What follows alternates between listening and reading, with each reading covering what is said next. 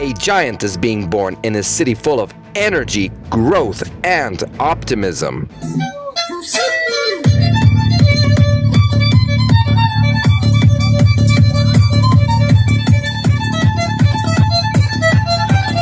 A city known for its variety of delicious meats, as well as a beautiful riverwalk that you might not be aware of. A city known for having some of the most interesting looking mountains in North America, and thus why some people call it the City of Mountains. And most importantly, in a city that is going through a massive skyscraper boom as it becomes one of the major industrial centers of the world.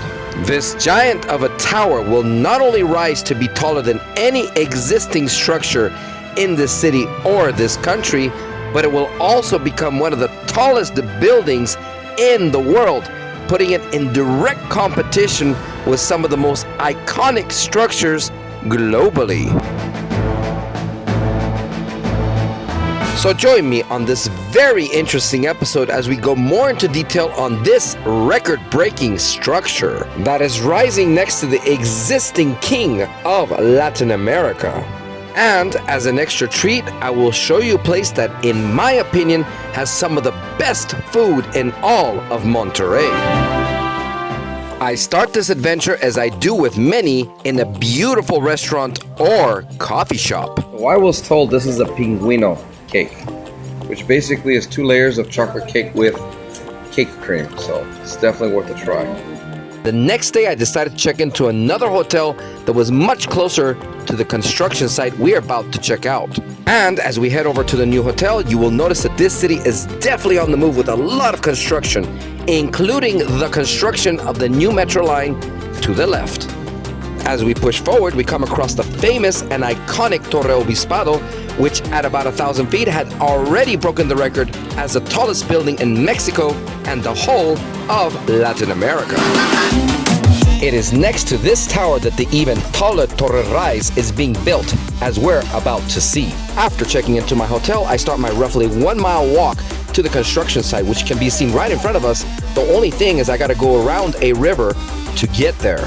In case you didn't know, H-E-B, which is a famous grocery store chain from Texas, has a big presence in Mexico. Just like any city, Monterrey has its drawbacks as well. And one of the biggest drawbacks about this city, in my opinion at least, is the heat, which can soar past 100 degrees quite often during the summer months. The rapid growth and industrialization of this city has only added to the heat. So needless to say, this day was not a comfortable day to walk around. But of course, I had to stick to the walking tradition of wild travel adventure and push forward as we are about to cross the river.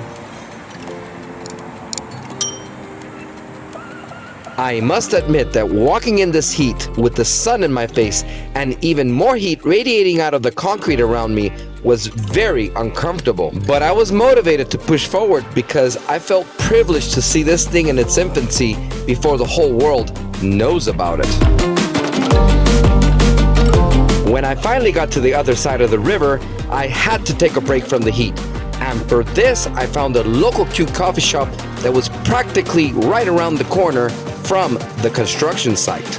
Here, I indulge in a surprisingly tasty sandwich made from ham and a slice of panela cheese, as well as a, you guessed it right, matcha latte. One of the things I love about a lot of coffee shops in Mexico is they tend to have simple but very cute details that make the place feel cozy.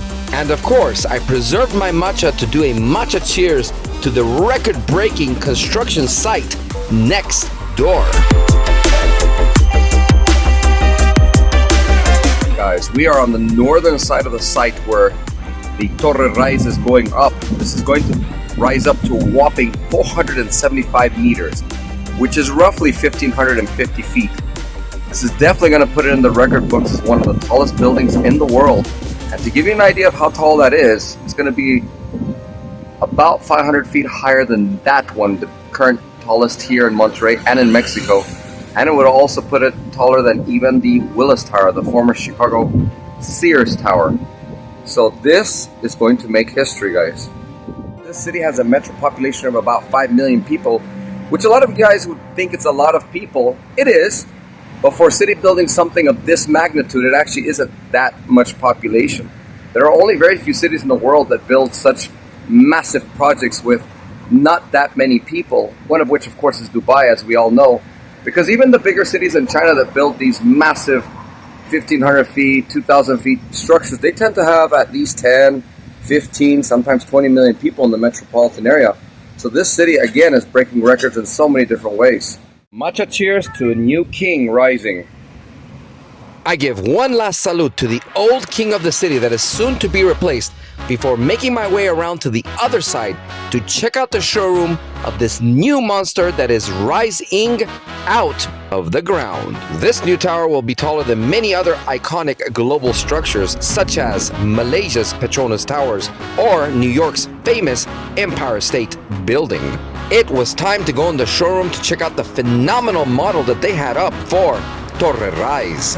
Believe it or not, I was told that the actual design for this building has been enlarged from the model to include a much larger spire, and that this project is expected to be completed by roughly 2027.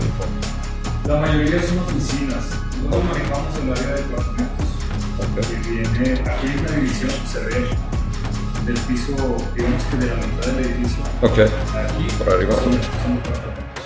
Ok, los mejores vistas. Sí, sí, tenemos un piso 49 hasta el piso 60. Ok, esta parte. Va a estar muy impresionante. Más o menos a esta altura estaría llegando el Torre Rise. Wow. De aquí hacia arriba es lo que sobrepasa a la Torre Rise. Esa va a estar más alta que el Willis Tower en Chicago. The gentleman proceeded to show me where they were at in the construction of this tower, of course, at the time of the filming. He also gave me a very interesting piece of information about something I was very curious about. Supposedly, they are going up at about 1 floor per week, which is quite fast. After this very interesting experience, I started walking towards Macroplaza in the downtown area, which was not too far at this point. And as I promised, we're gonna finish this episode with a place that I think has some of the best food in Monterrey, so stay tuned. But first, I wanted to find another local coffee shop along the way to juice up with some cold brew to give me energy for this walk. As I continued my walk into downtown, I even ran into some talent.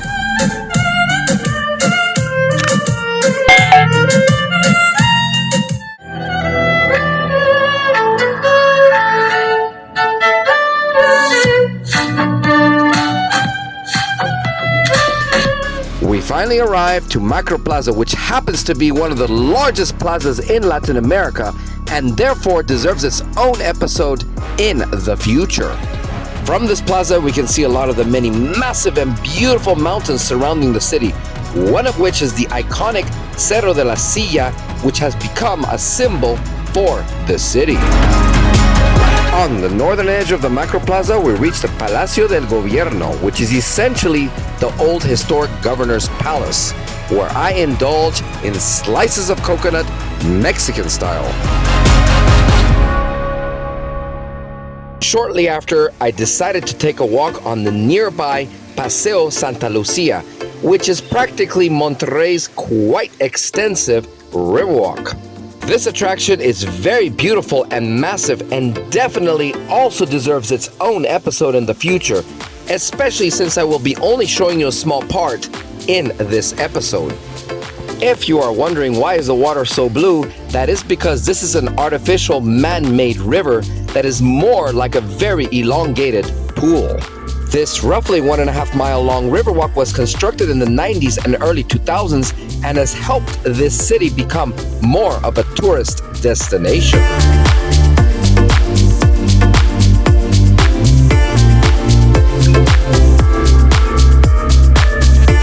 After this very quick stroll on a very small part of Monterrey's riverwalk, we fast forward the clock a little bit and go to the restaurant that I promised to show you. On the way, we see something that is quite common in Mexico, and that is artists performing in front of traffic stopped at a red light in return for tips.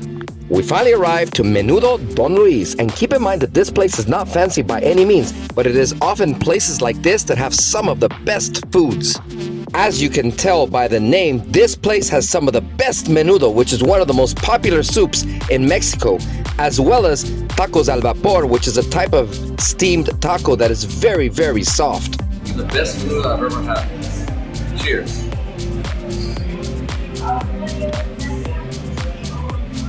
Gotta put some oregano.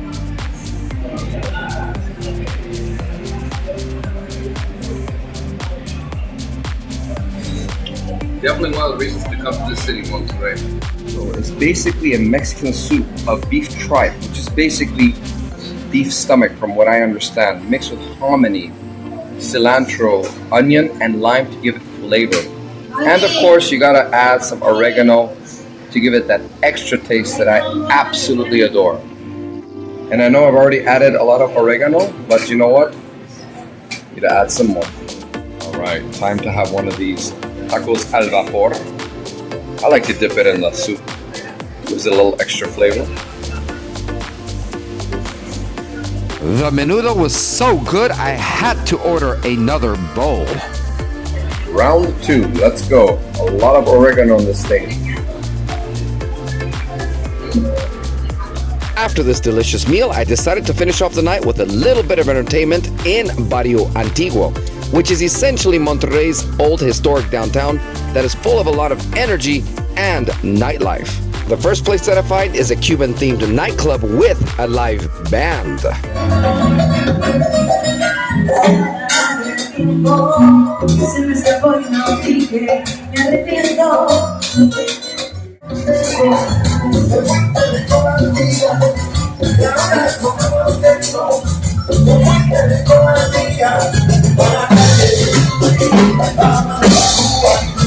Afterwards, I ran into more entertainment from another very talented violinist who was performing outdoors in the main strip of Barrio Antigua, which is Morelos.